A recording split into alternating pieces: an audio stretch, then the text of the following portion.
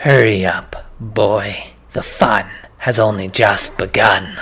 Mr. Tall, the supposed brother of Edward Duo, smiled with the anticipation of an 8-year-old standing over an anthill with a magnifying glass. Luck looked forward to where he pointed. It was difficult to concentrate with the pain in his hand, throbbing from the razor-wire ball.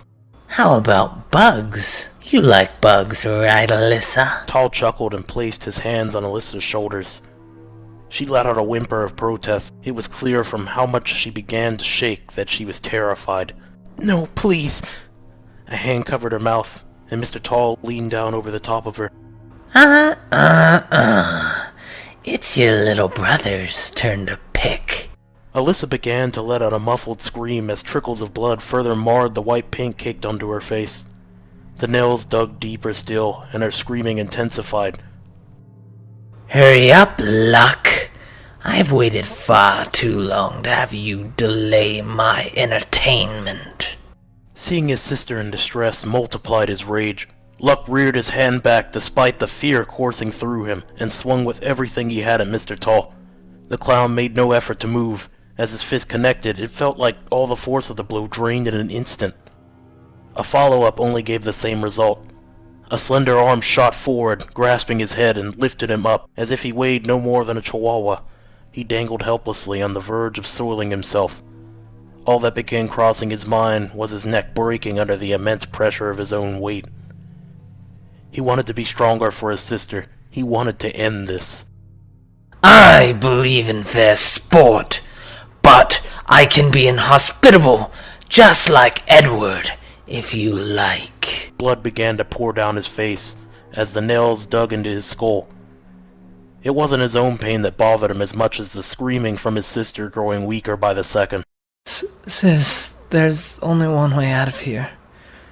We have to play the game, and then, maybe then, he'll let us leave.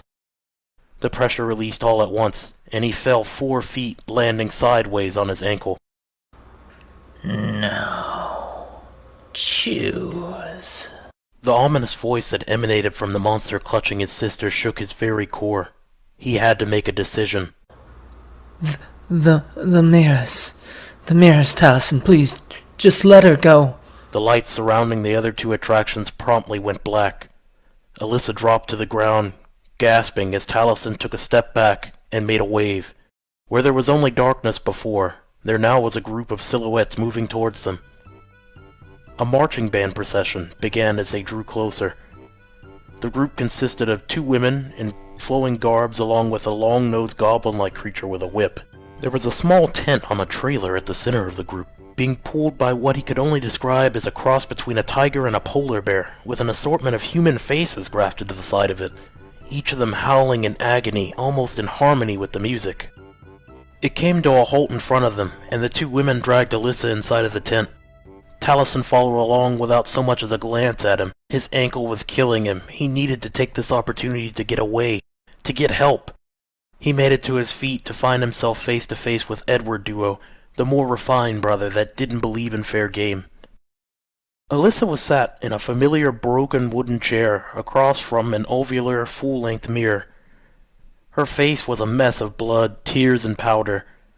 The 2 women set to work wiping her face and reapplying the makeup.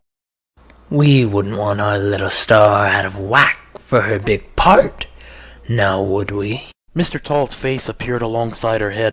She winced, but was held steady as 2 hands held her firm to the chair. Little Alyssa, I want you to look deep in this mirror. You're a lovely young woman. She did her best to look away, but a large palm seized her chin and twisted it back. She could taste his fetid breath as his face drew closer still to her ear. Pay attention now. I'm giving you the key to your survival. Her eyes interlocked with the mirror. It was her sure enough, but inside there was no longer Mr. Tall, but a velvet room. Self-reflection will guide you through this challenge. Whether you accept the things you find as true will determine your survival. She felt a strong push that sent her forward forcefully, smashing through the mirror. Her arms were stinging with multiple lacerations the mirror fragments caused. She found that she was now in that velvet room, empty save a single black door. There wasn't anything of particular interest about it. It seemed too ordinary, actually. Nothing in this place was ordinary, and that was suspicious enough in its own right. It granted her to tend to the large pieces of glass that were sticking from her arm. None of them were life-threatening, thankfully. Damn it, Luck. What kind of place is this? Why did you come here? The unanswered questions and the death of her father and friend began weighing heavily on her. She reached out to open the door. The knob was cold to the touch. So much so that the blood on her skin clung to it, as would that neighborhood dumbass that put his tongue on the light pole in winter. She pulled the door open and winced as she peeled her hand off the knob. Another mirror. This time it wasn't a velvet room, but a Christmas-themed living room in a house she barely recognized. A little girl staring back at her. Her grandmother, who had long passed, sat on a sofa pointing to a peppermint-colored package with an overly large red bow christening the top. She reached out to touch the mirror. The girl in the reflection did the same in kind. As their fingers came together, icicles began forming along the edges of the glass, and then suddenly cut into her wrist with a spike. She tried to pull away, but it felt as if her skin was stuck to it. She felt hands wrap around her midsection and pull her back. They both fell to the ground. "What are you doing over here, Alyssa? It's time to open the presents." A calm, warm voice spoke to her. She turned and saw that she was now in the very same house from so long ago. Looking down at her arms, she saw she was much smaller, maybe 9 or 10. Her grandmother gave that welcoming smile she remembered so well. There were cookies waiting on the small end table, and Grandma patted the spot next to her as she lowered herself back onto the sofa. She sat and reached for a cookie almost instinctively. Everything told her not to eat it, but it felt like she had little control over what was happening, like her lesser instincts drove her hand. The macadamia was euphoric in every way. Everything felt so real. Every warm touch, delicious taste. Even the soft Frosty the Snowman jingle playing on the television eased her troubled mind from the horrors of where she had been. "Michael Allegram Sanchez, you hurry the hell up! Your daughter is waiting to open presents!" Alyssa's father came in quickly. Sorry, Mom. Had to get Luck's diaper changed." Grandma gave a disapproving nod that only one's mother knows how to connect so well. "That boy is almost 4. You should have had him potty trained by now." Michael knew better than to talk back and only gave a light sigh before setting a very young Luck on the ground in front of the tree. "Where is that wife of yours?" Michael rubbed the top of his head. She should be back any minute, Mom. Don't worry. Why don't we let the kids open your gifts while she's out?" He reached down and picked up the peppermint box, handing it to Alyssa on the sofa. She felt an overwhelming rush of excitement and began ripping the packaging off. Her heart was pounding out of her chest as she took the lid off. A scream of delight escaped her lips as she began pulling out the blendy pen set. She could hardly contain herself as she tore into the small coloring book featuring pony friends. "I knew you would enjoy that, Chica." Her grandma smiled warmly at her and bent over to plant a kiss in the middle of her forehead. "It's my favorite, Abuela." Her dad was sitting with Luck and opening a small sky-blue box with clouds haphazardly placed along it. There was a large plastic harmonica inside. Luck imitated his father and blew into the many holes, cooing sweetly in delight as he made his own musical masterpiece. The door opened and a woman walked in. "I've got the ham!" Alyssa was too busy enjoying her pony to pay much attention. She couldn't have been happier. "Hey there, are you ready to open some more presents?" She looked up to see a woman she didn't recognize standing in front of her. Who are you?" The sweet look of Miranda turned to one of anguish. "What are you talking about, Alyssa? I'm Mommy." She bent over and hugged her with affection. You aren't my Mommy." She pulled away and hid behind her grandmother. "Cut that shit, Alyssa, or I'll toss the rest of your presents." Michael grabbed her arm and pulled her off of her feet. "You apologize or it's time out now." She looked over to the woman now crying as she looked back at her. "I'm sorry, Mommy." Miranda wiped her eyes on her sleeve and walked over, squeezing Alyssa tightly. The rest of the day proved wonderful. She lost herself in her pony book and even got 2 dolls. Daddy forced her to eat all of her vegetables, but that wasn't so bad since she got to play an extra hour after bedtime. She was so tired that she fell asleep completely at ease. Grandma came to wake her up. "Buenos dias, chica. Ready to see what Santa brought?" Confusion washed over her. "But Grandma, Christmas was yesterday." She smiled warmly. "You must have had a wonderful dream. Come on." She crawled out from her blanket and put on the pink bunny slippers her mother had bought her for her birthday. She entered the kitchen to see that strange woman from before who claimed to be her mom. "There's my little girl. I made your favorite for breakfast." 2 confetti pancakes, a maple sausage, and a small cup of honey sat on the side of the table. Her father was reading a paper and had an empty plate and a coffee mug in front of him. Luck was laid across the living room sofa sleeping. She could see the same peppermint box she was eager to open yesterday, neatly wrapped and garnished with the same ribbon. Was it really Christmas again? She couldn't help to think that she was forgetting something, but every time she tried to remember, her head began to grow all fuzzy again. After breakfast, the not-mom said she was going out to pick up dinner, and the rest of them gathered on the couch and switched on the television. A Christmas special or 2 later, she found herself looking at the curious dresser with the oval mirror off to the side of the living room. It didn't feel like it belonged for some reason, and it made her very uneasy. She thought she saw a flash and decided to investigate. When she got to the mirror, she saw that it did not reflect her image. There was only a blank, flat, silvery color that lined its surface. A pair of hands picked her up by the waist and sat her back on the couch. The cookies sat next to her, warm and inviting. She couldn't help but satiate herself with another bite. She opened her box again and received the same blendy pen and pony book. "What's wrong? I thought it was your favorite," Grandma said, placing an arm around her shoulder. "It is, Abuela. It's just something isn't right." The door opened and that woman walked in. She knew she had seen her before, but couldn't place it. She relived that same day 4 more times before finally confronting her. "Where's my mommy? You aren't my mommy." Miranda began to sob and Michael pulled off his belt. She ran for her room and closed the door to lock it. "Open this door right now, Alyssa. You apologize to your mother." "That isn't Mom, and you know it." The lock began to turn. She wasn't very strong, but she could hold it.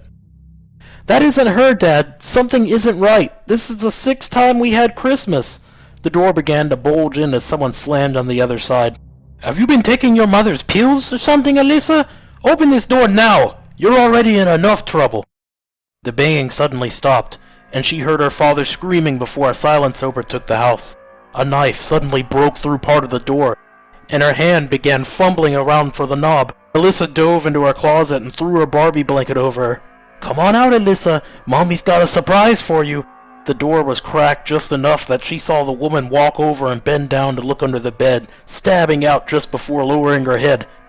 She started making her way towards the closet. Should she run? She was so scared she couldn't control her breathing at all as this imposter closed in.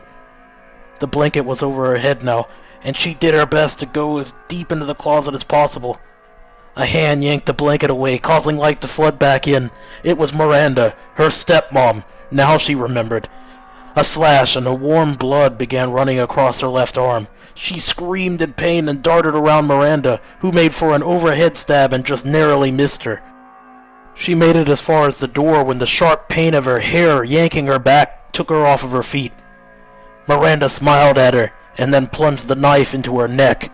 She gasped a moment before the world grew dark. "Time to get up, chica." Grandma was standing at the doorway again.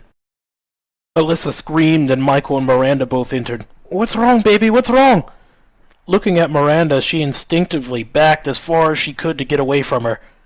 Grandma walked over and tried to placate her, but Alyssa couldn't stop shaking and the tears wouldn't stop. Miranda looked deeply hurt and began to cry herself before turning and running out of the room. A moment later there was a gunshot and Michael fell to the floor. Grandma turned only to meet the barrel of a snub nose, and subsequently was splattered across Alyssa. Alyssa tried to move, but a loud gun clap and a sharp pain in her leg sent her sprawling to the floor. Miranda walked up to her and pressed the barrel to her head. "Why couldn't you ever accept me?" She awoke again to her grandmother, welcoming her to a happy holiday. Her favorite breakfast was waiting for her, although by this point she was sick of it. Miranda smiled at her. That bitch. Did she like tormenting her? The events took place as usual. The mirror that didn't reflect anything still made her feel uneasy. Miranda returned, and Alyssa played her role as a loving daughter. The day repeated, and repeated, and repeated.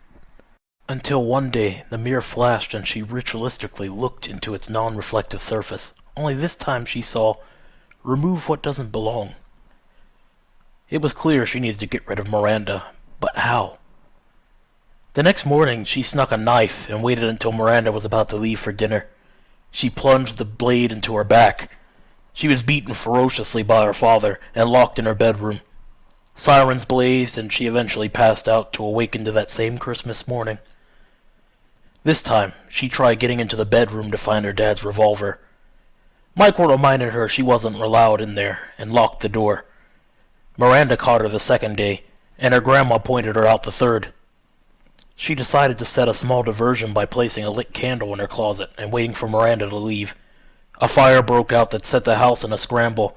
She hurried into the room but didn't find it in time and was beaten for being so careless with fire. The next time she searched, she found it. It was hidden away in the top drawer of the dresser, inside of a large Bible that had been hollowed out. Of course, Grandma went looking for her and found her. She got another ass-whooping, especially for finding her father's firearm. The next reset, Miranda came home, and she convinced them all to play hide-and-seek with her. She would be the only one they'd need to find, and she promised to eat all of her vegetables if they played.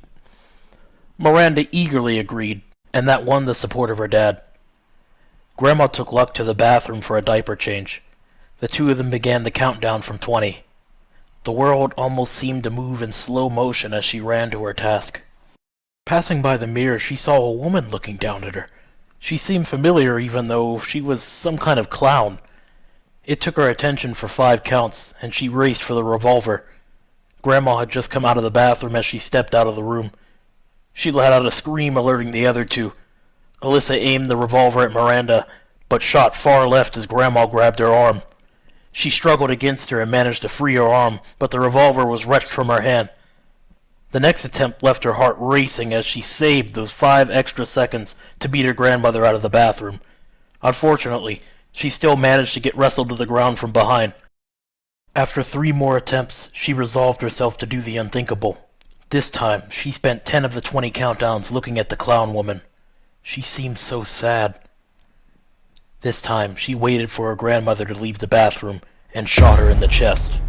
The house was in an uproar. She began to shake as the adrenaline hit her anew, but this was the only way out. She turned the corner to her father, who was closing in quickly.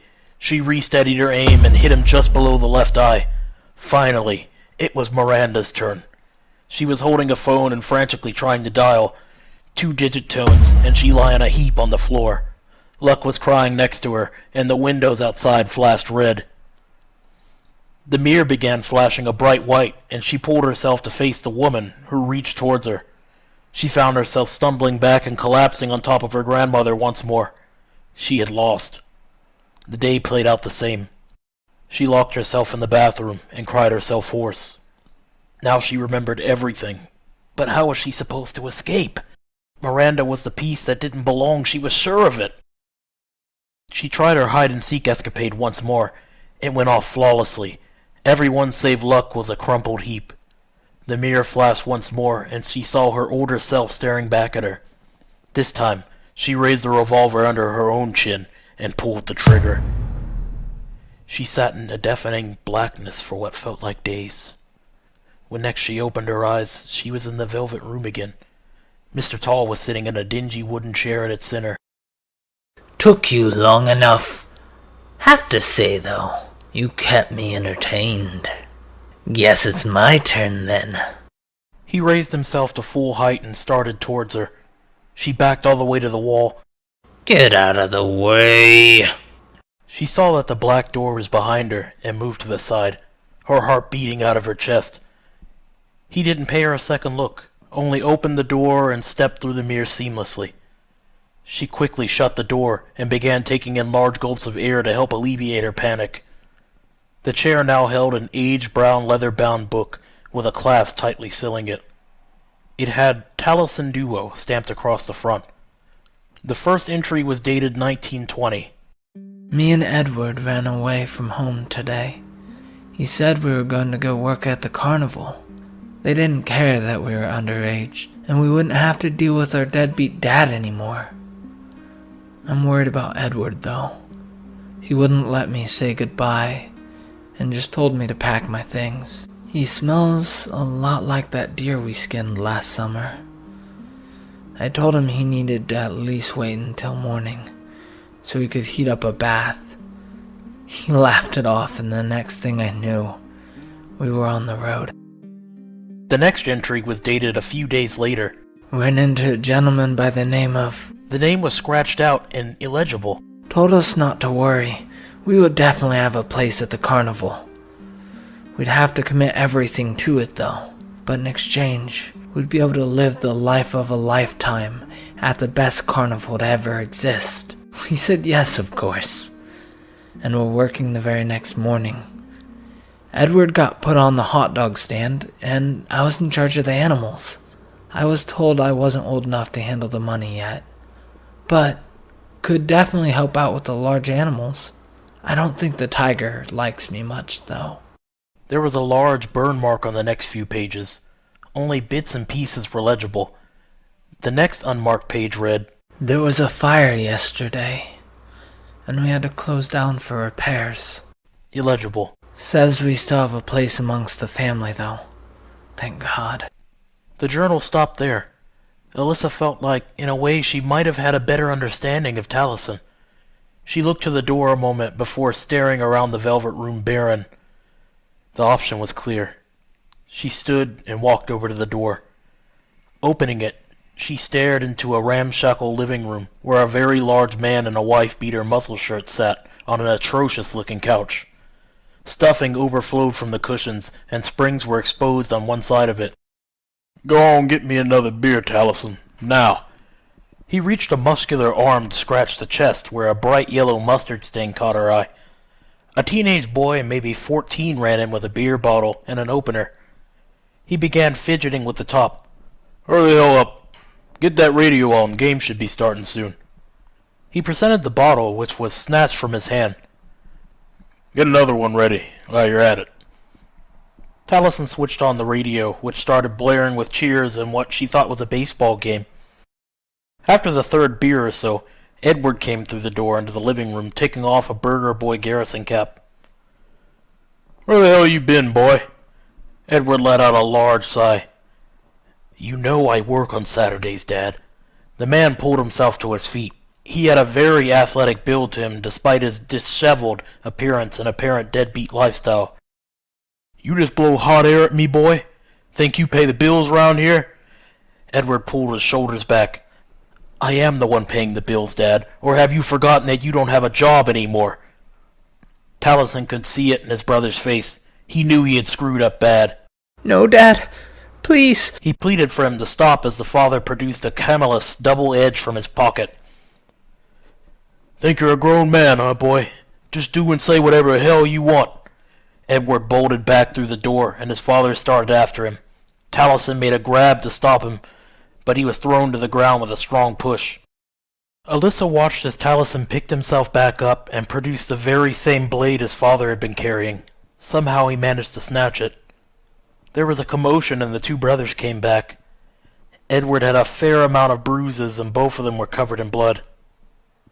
"Thanks for saving my ass, Talison. That bastard had it coming." Edward sat on the couch, physically exhausted. "No idea what we're going to do with the body." Talison stepped up behind him. Don't worry about it, he said in a very familiar voice and drugged the knife deep into Edward's throat. He looked over to the small mirror on the wall where she was staring back and smiled before thrusting the blade deep into his neck. An unnatural force threw her back, and she was in the room with Mr. Tall again. Truth was, we all died that day, even if our death was only metaphorical. He bent down and picked up the journal. Very well, I'll give you a pass. He stepped over to the door once more and opened it, gave a small bow to beckon her. She entered a small surgical theater. 2 rows of chairs sat terraced, viewing a room where Julie was strapped naked to a table. Luck was blindfolded and handcuffed to a rail in the back of the room. Edward sat beside Julie, prodding her breast with a small scalpel to elicit a scream every few moments. Implants at your age? Luck kept yelling for him to stop, and it only seemed to exacerbate Edward's actions more. Finally made it, did you? I've got the next game all set up, Talison. All right, Alyssa. Choice is easy enough, I hope. Julie here has been hiding something from you. Something that took a bit of coaxing to learn. Luck is going to fish it out for you. No way around that much, I'm afraid. The question is, which implementation will he be using? We have a dinner fork, this slightly dulled scalpel, or my camelus. Really, Edward? Again, with the executions? Edward placed a leg on top of the table holding Julia and leaned back. It's my turn, Talison, and besides, she could survive if he's fast enough. Mr. Tall walked to the glass. Really? She can survive after being sliced open with a dinner fork? Edward began to laugh hysterically at the inquiry. Very well, I'll throw in the whole dinner set. Julie screamed so loud, her voice started to crack. You'll have to give me more time to prepare, but if you really want, I'll swap Julie for Brad or Miranda for you. Julie began begging for her to pick someone else. So quick to throw anyone but themselves on the table. But I understand survival well. Luck will have all 3 of these implementations at his disposal. I've placed detonation devices inside of all 3 of them. You took too long, honestly. I got bored. Luck has a chance of saving them, if he solves my little game. I still think the choice is easy, personally. But I know something that you don't yet. Oh, and by the way, whoever you don't pick gets to join you in the viewing room. Dear listeners, it's time for you to decide who will go under the blade in a race to remove whatever secrets Edward had in store for Luck's challenge. Should she leave Julie on the table? Edward claims there is a secret she's been hiding from her. Try to save Brad, the annoying but reliable friend that wants to be more? Place Miranda on the table, her stepmother who she never really accepted.